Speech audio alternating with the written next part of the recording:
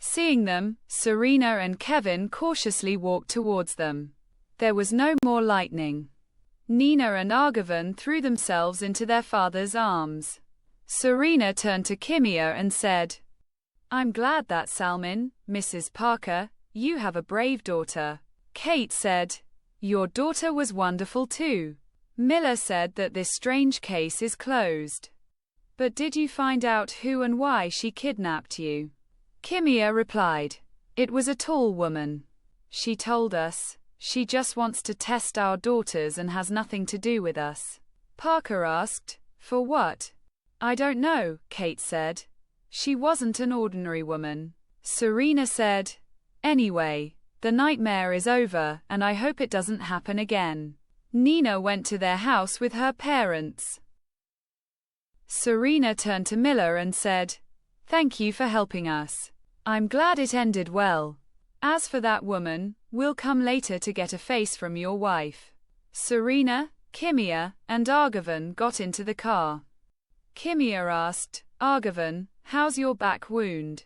"It's a little sore, but thanks to this brave cat, I was saved." The cat's eyes sparkled with joy. He rubbed his head against ارغوان's leg and lay down on the chair. Serena said, "Let's go home." Moments later, silence fell everywhere. We all followed the police's rotating lights until they disappeared from our sight. We also returned to the old palace. The palace was actually the home of an old rich man, which I had bought at the lowest possible price. Being an angel and invisible had many advantages, and I had used these advantages to my advantage. All kinds of experts, police, and exorcists had set foot here, but they had all left without any particular results. We showed the people who came to exorcise the spirits a few of our powers, so that the owner wouldn't be accused of being a ghost. We weren't spirits to be summoned or genies to be exorcised. I liked the house and the owner didn't use it much, so I took action to get it. Trish and I, as a young couple, made a deal to buy the house, and we got the house out of his hands in a fair deal. The grounds were tastefully landscaped with flowers and trees. At first we wanted to use ordinary people to maintain the house and grounds.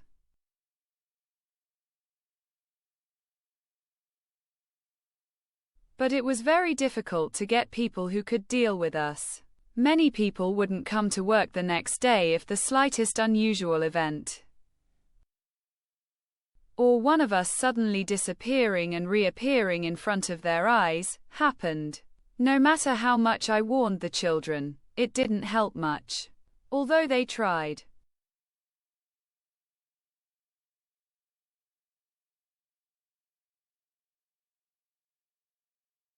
These powers were very normal to them, and they were used to it. I gave up on hiring a maid and a gardener and told them they should take care of the house and the grounds themselves. This time it was successful. The children went to gardening and humane living classes and took over the management of the house themselves. We sat around a table in the living room with Trish and Annie to have tea. I said with a laugh, "Poor Clara and Sandy. What foods they shouldn't eat. I hope their owners don't feed them garbage."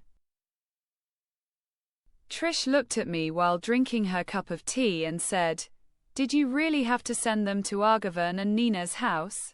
Annie asked me to take care of them, then I talked to Clara and Sandy. They didn't object. They took the form of cats and chose their own. They could have taken the form of a parrot or any other animal, even a normal human being. Birds and other animals usually belong in cages and captivity. Even dogs are chained and leashed, but not cats. Cats are the most beloved creatures among humans, especially quiet cats like Clara and Sandy, who showed courage in confronting dogs, and could be with those girls in the most private places, which no one else could.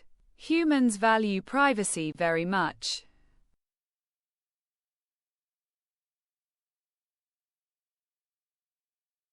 And you can only know a person when you are present and share in their most private states and thoughts. Clara and Sandy are in the center of the circle. Trish looked at me from the corner of her eye and then at Annie and continued to drink her tea. Annie asked, "Trish, are you against this? Are you upset with me?" "Right?" She said nothing and finished her tea. I knew this Trish's mood. Sometimes it ended in a storm and sometimes in a long silence. I said quietly, "Trish, what happened? Is something bothering you? Tell me."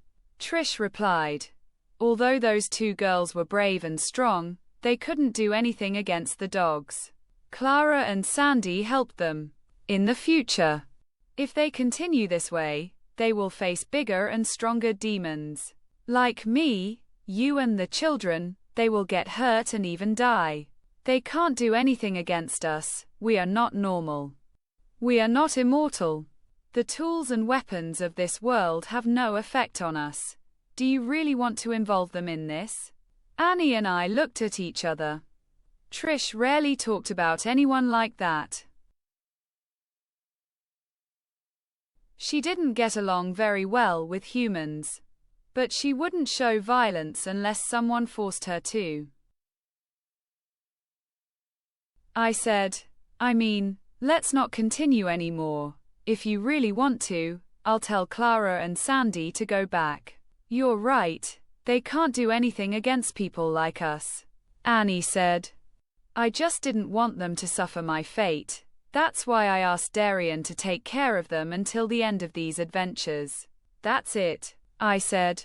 "Whether Clara and Sandy stay or not in those girls' house is up to you. Tell them to go back whenever you want. The choice is yours."